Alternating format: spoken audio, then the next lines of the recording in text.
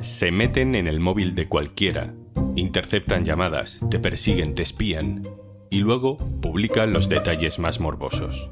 Un negocio millonario sin escrúpulos, hasta que le tocó a un miembro de la familia real con un trauma infantil, sin nada que perder y mucho que ganar. Soy Juan Luis Sánchez. Hoy en un tema al día, el príncipe y los tabloides.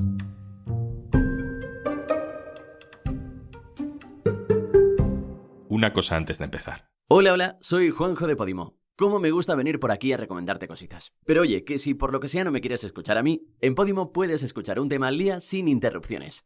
Entra en podimo.es/al día, que ahí tienes 60 días gratis. ¿Quién le iba a decir al príncipe Harry, al que en España hemos llamado muchas veces Enrique, el hijo pequeño del rey Carlos de Inglaterra, que su gran batalla al servicio de su país iba a ser en un tribunal? ¿Quién le iba a decir de pequeño, cuando a lo mejor su madre le contaba historias de príncipes que luchaban contra dragones, que el suyo no le esperaba en una lejana cueva, sino en los despachos de Londres, y que no escupirían fuego, sino morbo, y que no iría a enfrentarse a ellos a caballo, sino en un coche blindado y con abogados? Prince Harry, who do you want to hold accountable and why? El dragón de Harry son los tabloides de Reino Unido. El Mirror, The Sun, el Daily Mail son esos periódicos que mezclan sensacionalismo, morbo, cotilleo, política, bulos, exclusivas, un cóctel que triunfa entre las masas. Él, por ser quien es, ha acaparado todos los titulares, pero hay más personas en esta demanda por espionaje. Por ejemplo, familiares del cantante George Michael, fallecido en 2016, también otras personas menos conocidas del mundo del espectáculo e incluso ciudadanos corrientes que fueron noticia por un día. A todos ellos, según denuncian, les hackearon sus teléfonos para sacar de ahí información privada y luego publicarla. Hay cada vez más indicios de que esta ha sido una práctica habitual durante casi 20 años por parte de los principales tabloides del país. Vámonos a Reino Unido. María Ramírez, hola. Hola, buenas. María Ramírez es la corresponsal internacional del diario.es, vive en Reino Unido. María, vamos primero a aclarar este escándalo, estas prácticas por parte de algunos medios. Lo de utilizar información pirateada para publicar noticias es un debate ético, deontológico, que puede admitir ciertas dudas en el caso de, revelar grandes casos de corrupción o hechos muy relevantes como los de Wikileaks o los de los papeles de Panamá, ¿no? Pero aquí hablamos de otra cosa.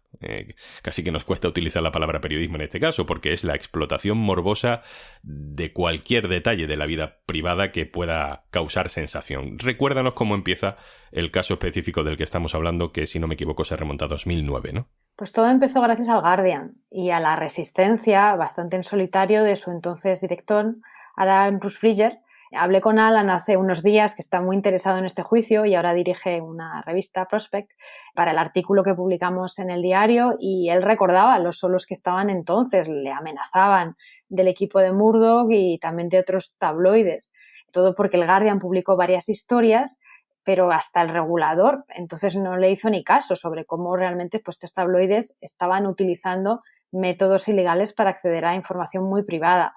Pero lo que pasó es que en julio de 2009 el Guardian reveló el caso más escandaloso, que fue el pirateo del teléfono de Millie Dowler, que era esta niña de 13 años asesinada en 2002, y los periodistas y sus compañeros detectives del News of the World, que era un tabloide entonces, habían hasta borrado mensajes en el contestador de la niña y de los familiares, realmente interfiriendo con la investigación policial. Fue un escándalo, y a los pocos días de la exclusiva del Guardian, Murdoch anunció el cierre del periódico News of the World, mientras los anunciantes estaban huyendo de este tabloide que entonces era tóxico, y eso es lo que empezó el primer juicio. El caso que se está juzgando esta semana es uno de los 3 en los que el príncipe Harry ha denunciado a esas grandes corporaciones. ¿Cuál es la empresa denunciada en este caso y qué es exactamente lo que denuncia Harry? Es la empresa editora del Daily Mirror y otros tabloides, y este es uno de los 3 casos parecidos en los que está Harry. También tiene otro contra las editoras del tabloide Sun, que es el de Murdoch, y el Daily Mail. La denuncia en este caso y también en los otros es por el acceso a los mensajes y llamadas telefónicas privadas con los que estos tabloides construyeron sus artículos, o eso dice Harry, al menos entre 1996 y 2011. ¿Cómo definirías tú o cómo explicarías tú básicamente qué son este tipo de medios que ahora mismo están en el punto de mira? Son tabloides, que a lo mejor para también hablar de qué significa exactamente esta palabra, un poco de jerga periodística, se refiere la palabra tabloide tradicionalmente al tamaño del periódico. Es que es el más pequeño, que el de los formatos sábana, que sobre todo en Reino Unido, en Estados Unidos son los más grandes, estos que te hacen abrir mucho los brazos cuando los leen. En Reino Unido también se empezó a identificar a estos periódicos más pequeños con los sucesos, las noticias del corazón, una mezcla un poco de política y unos estándares periodísticos pues bastante deficientes. Son los que llevan titulares enormes a toda página y muchas fotos de mujeres guapas con poca ropa. Tienen todavía muchos lectores, tanto en sus ediciones impresas como sobre todo online. El Daily Mail es una de las webs de noticias más leídas del mundo. Tienen peso porque al final son capaces de marcar la agenda, a veces social y política, con esta mezcla de temas ligeros y algunos que son más serios. Y los partidos, sobre todo el Partido Conservador, les hacen caso. María, explícanos qué era exactamente lo que hacían estos tabloides como el Mirror. Lo que sabemos, por otras denuncias previas, también por las investigaciones en el pasado publicadas por el Guardian y el juicio que hubo hace años, es que lo que hacían, por lo menos otros tabloides y presuntamente también el Mirror, era acceder a los contestadores de los móviles de todo tipo de personas susceptible de ser noticia. Supuestamente lo que hacían era utilizar la clave que venía en el móvil por defecto y que la gente normalmente no cambiaba. Aunque también es verdad que parte del contenido parece que procede de llamadas telefónicas que lograron interceptar de alguna otra manera con la ayuda de detectives privados entonces y en algunos casos ex policías.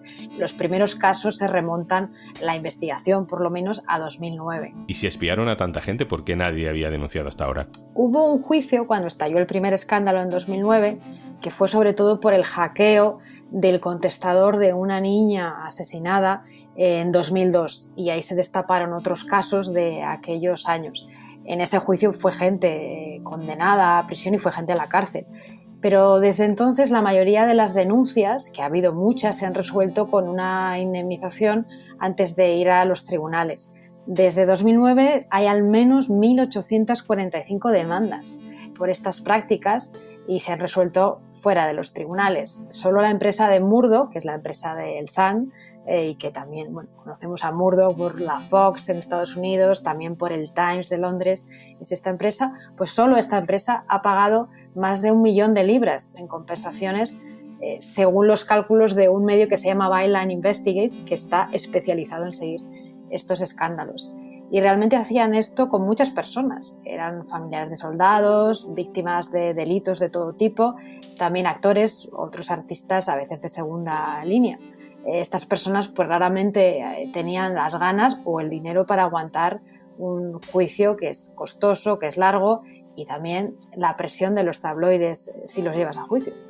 ¿Qué crees que es lo que aquí marca la diferencia? Porque Harry sí que ha decidido ir hasta el final. Harry tiene el dinero y no tiene nada que perder. Se marchó del país, salió de la familia real británica y para él es una causa muy personal. Está convencido de que la presión de los tabloides provocó la muerte de su madre, Lady Di, que murió en un accidente de coche en París mientras la perseguían los paparazzi. Cuando se publicaran conversaciones suyas de Harry en los tabloides, él era un adolescente y cuenta que la persecución sigue hasta hoy, que también tiene mucho que ver con su marcha del Reino Unido, con su mujer Meghan. Los periodistas no pueden emitir imágenes o audio de lo que ocurre dentro del juicio, pero sí que pueden acceder al juicio, ¿no? ¿Qué sabemos de lo que ha pasado ya dentro de esa sala? Sí, era algo que no pasaba desde el siglo XIX, que un miembro de la familia real presentara testimonio a un tribunal. Lo sabemos porque los periodistas podían contar lo que ocurría y lo que decía Harry desde la sala del tribunal en Londres. Harry ha acusado a los tabloides como el Mirror y otros tabloides del Mirror de tener las manos manchadas de sangre. Esto ha dicho una referencia probablemente a su madre y también a otras víctimas menos famosas de pirateos. Él ha presentado detalles, o le han preguntado también por ello, de 147 artículos que, según la acusación, contenían información que los tabloides consiguieron de manera ilegal. Y esto se remonta desde que él era un niño, desde que tenía 12 años y publicaban los tabloides historias sobre los traumas por el divorcio de sus padres, el día que se fue a escalar con su hermano en lugar de ir a una ceremonia, su mononucleosis, sus primeras novias. Harry, en su testimonio, ha acusado en particular a Piers Morgan, que era entonces el director del Mirror y ahora es un presentador estrella, es muy famoso, de un canal de streaming conservador que es propiedad de Murdoch. Harry le acusa de ser responsable de piratear mensajes de Diana, de su madre, 3 meses antes de su muerte. Y lo que ha dicho Harry en este testimonio es que le pone malo pensar que le hicieron algo así a su madre antes de morir y que eso es lo que hace que quiere con más fuerza que Morgan y otros rindan cuentas por su, según ha dicho él, comportamiento vil y completamente injustificable. Este caso deja una sensación de indefensión total, ¿no, María? Por muy príncipe Harry que sea, ante un medio de comunicación muy poderoso que espía tu teléfono, que con eso elabora noticias, se abre un proceso muy farragoso para defenderte. ¿Cómo es posible que se estuviera haciendo esto durante tanto tiempo y sin consecuencias penales apenas en Reino Unido a tanta gente, al margen de cuando estalla el caso y cae el News of the World, ¿no?, que ya hemos comentado? Durante años no se conocían realmente hasta que el Guardian no sacó sus exclusivas. Esta información no era pública y no había investigaciones oficiales. Es verdad que desde entonces las ha habido, hubo un juicio y al menos que sepamos los tabloides dejaron de recurrir a estas prácticas en concreto. Alan Rusbridger dice que cree que ahora mismo no es capaz nadie, ni el peor de los tabloides, de hacer algo así. Es verdad que otra experta con la que hablé me dijo que a lo mejor están utilizando otras técnicas y la historia es que nadie realmente está controlando lo que hacen los tabloides, que son muy agresivos en este país. Ahí un poco la cosa que queda es la policía que pintó en todo esto, que eso es una cosa que nunca se investigó a fondo. Bueno, no sé si saldrá en este juicio, pero hay muchas sospechas de que la policía les ayudaba, porque solo con el truco este de los contestadores no habrían sacado tanto. Y para pinchar un teléfono te hace falta algo más que un periodista y un detective cutre. Entonces esa es un poco la pata que queda por ver, ¿no? Pero bueno, es verdad que desde que lo sacó el Guardian, o sea, esas denuncias, aunque no hayan llegado a juicio, sí que han indemnizado a la gente y bueno, y ya no lo hacen. María, te hemos leído un artículo en el que dices que este caso podría cambiar la prensa británica. ¿Por qué? ¿Por qué crees que es tan importante? Creo que importa porque, por una parte, devuelve un poco al centro del debate el tema sobre la responsabilidad de lo que hicieron estos periódicos, aunque fuera hace años, y realmente es que casi nadie cubría las denuncias que no han parado en estos años. Ahora, en cambio, pues con Harry, obviamente, todo el mundo está hablando de ello.